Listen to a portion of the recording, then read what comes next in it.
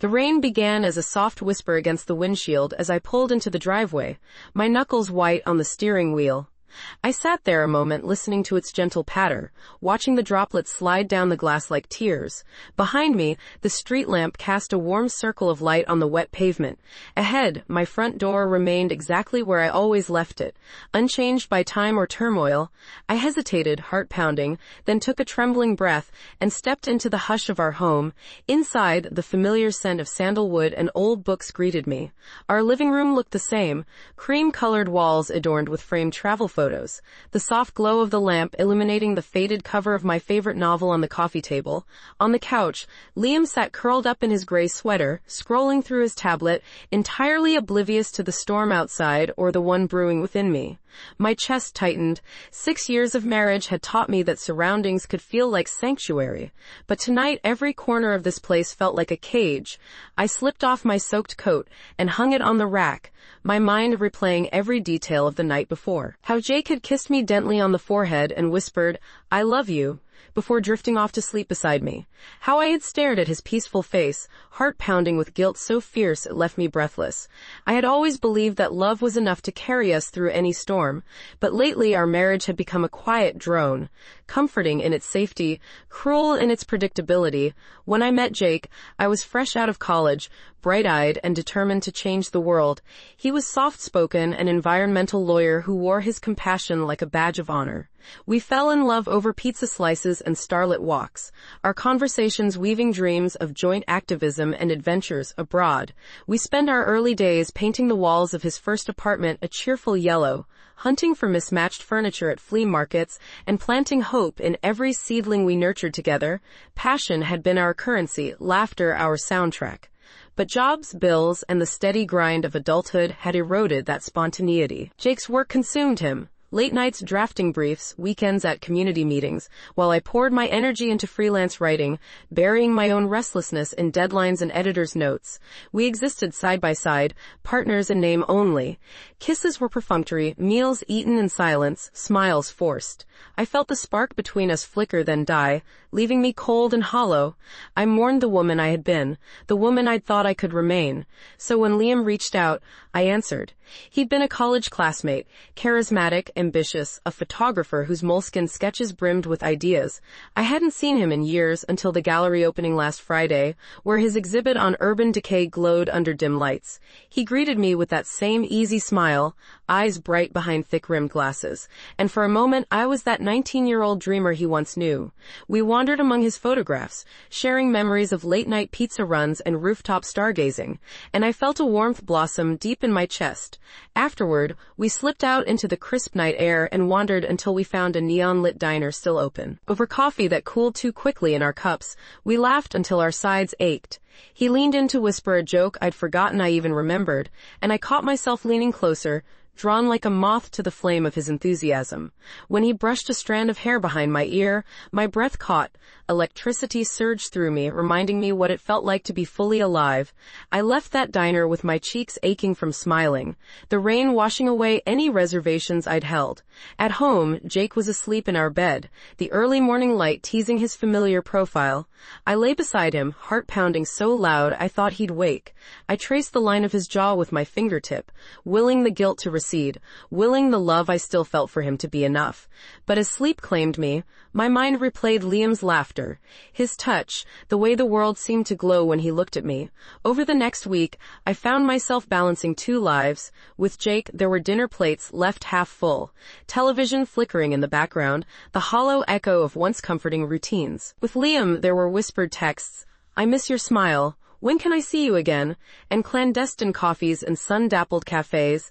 Each stolen moment with him felt like an escape hatch from the suffocating familiarity of my marriage. He listened to me, really listened, as if every word I spoke were a confession of my soul. I craved that attention, that sense of being truly seen. Jake noticed the shift. One evening, as we stood in the kitchen chopping vegetables side by side, he touched my elbow gently and asked, "Are we okay?" His eyes, soft and concerned, searched mine for answers I refused to give. I forced a smile, shrugged, and said, "Just tired." My voice hollow. He nodded, trust lingering in the curve of his lips, then turned back to the chopping board, and I felt a stab of shame so fierce it took my breath. The turning point came on a rainy Thursday night. Jake had a work dinner and wouldn't be home until late. Liam invited me to an underground jazz club he'd discovered, promising saxophone melodies that could soothe any restless soul. I hesitated, picturing myself slumped under a blanket on the couch, half watching stale reruns. Something inside me snapped, and I slipped out into the storm. The club smelled of whiskey and hope. Smoke curled under the low ceiling, and the spotlight fell on a trio whose music felt like liquid night. I found Liam leaning against the bar, that same easy smile greeting me through the haze. He offered me his hand, and I took it, letting him lead me closer to the stage. When his fingers brushed mine, warmth spread up my arm, igniting every nerve. He whispered, "You're here," as if that alone mattered, and I believed him. Later, under the neon glow of the club's back corridor, he pressed me against the cool brick wall and kissed me. Gentle at first, searching, and then with a fierce desperation that echoed the ache inside me. I kissed him back, my own walls crumbling, until all the guilt, the shame, the longing, and the regret coalesced in that single breathless moment. When I finally pulled away, rain dripped from my hair and mixed with tears I couldn't stop. "I can't," I whispered, voice trembling, and he pulled me close, murmuring, "I know," as if understanding every fractured part of me.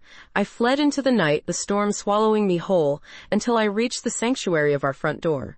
When I found Jake asleep on the couch, I pressed a hand to my chest and wondered who I'd become. I whispered his name, but his breathing remained steady. I climbed into bed beside him, the lie on my lips as heavy as the sheets. "Long day," I mouthed to his back, and he murmured in his sleep, "I love you." I closed my eyes, tears soaking into the pillow, and pretended to sleep. For days afterward, I lived in a haze of guilt and longing. Liam's messages lit up my phone like beacons. "Coffee, miss you, need to see you." Each ping made my pulse race. I'd stare at the screen, thumb hovering over reply, then force myself to look away. I spent evenings with Jake, silent dinners, forced smiles, the gentle brush of his hand against mine, tempting me to confess, but fear kept my lips sealed. One afternoon, I sat in my car outside our house, gripping the steering wheel until my knuckles whitened. The rain drummed on the roof, echoing the turmoil inside me. I took out my phone, stared at Liam's last message, "I'll wait if you need me," and felt my chest tighten. With a trembling finger, I deleted his number and all our texts, severing the lifeline I'd clung to. Inside, Jake was cooking pasta, humming softly. I slipped into the kitchen and wrapped my arms around him, burying my face in his sweatshirt. He stiffened for a moment, then hugged me back, warmth spreading through my limbs. I wanted to tell him everything, to fall apart in his arms and beg for forgiveness, but I swallowed the words, whispering only, "I'm sorry." He didn't ask why. He just squeezed me tighter, as if trusting that was enough. That night, I lay beside him and finally spoke the truth. My voice cracked as I told him about Liam, the coffees, the texts, the kiss in the corridor. His body stiffened. I held my breath, expecting rage or tears. Instead, he turned to face me, eyes solemn and hurt. "How long?" he asked. I whispered, "A few weeks," and the silence that followed felt like a chasm. I wept as he listened, tears falling onto my hands as I confessed every regret. Over the next days, our home transformed into a landscape of quiet fractures. Jake slept in the guest room, I stayed in ours. We spoke only when necessary. Bills, groceries, work schedules. Our voices tentative as though unused. I wanted him to break me, to scream or shout or plead, but he retreated inward, carrying his pain like a shield. I realized that healing would not come from punishment, but from honesty and effort. I suggested counseling. He agreed, though I could sense his hesitation. In a small sunlit office, we sat on plush chairs and spoke to a gentle therapist named Mara. I laid bare my loneliness, my craving for excitement, my betrayal. Jake spoke of his heartbreak, his guilt for failing to see me slipping away. We cried together, we argued, we confronted truths that threatened to tear us apart. Therapy was painful, a tightrope walk over a bottomless pit. Some sessions left us raw and exhausted. Others offered a flicker of hope. We learned to apologize without collapsing, to ask for support without guilt, to listen without judgment. Outside the office, we practiced new routines. Sunday breakfast in pajamas, long walks in the park, spontaneous dance sessions in the kitchen. Each small gesture felt like a stitch in the fabric of our marriage, repairing holes I'd nearly destroyed.